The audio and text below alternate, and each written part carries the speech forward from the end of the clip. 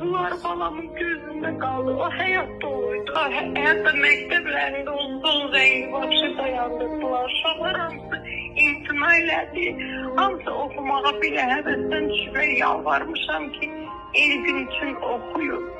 Elgüncüm xahiş edirəm, elə bilin ki ben balam gedir o imtihanı almıyor, gedin imtihanınızı verin. Yüksek netice topluyor. Ben her biriniz siz sevineceğim.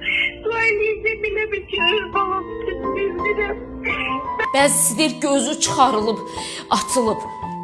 Bəziləri deyir qabırğaları qırıq-qırıq olub. Onu döyən şəxslər nə qədər vəhşi olublar. Və necə bir ananın qarnından çıxıblar. Övladlarınızı qəddar böyütməyin. Övladlarınıza diqqət eləyin. Bütün sosial şəbəkələr bugün Elgündən danışır. Danışmalıdır da. Nə qədər susacağıq, nə qədər çox işıqlandırmayacaq bugün bu faciənin daha artığını yaşayacağıq. Daha betərini yaşayacağıq. Çünki Elgün kimilər bizim hər birimizin evində böyüyür.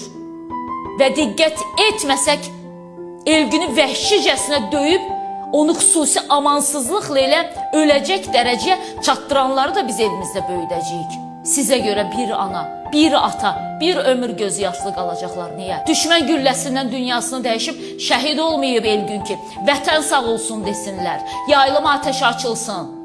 Üç rəngli Azərbaycan bayrağı dalğalansın.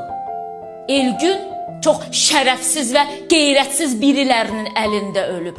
Ermənidən nə fərqləndirir Elgünü ölümcül döyənləri? Nə fərqləndirir? Deyin görüm nə fərqləndirir? Fərqi varmı belə canilərin?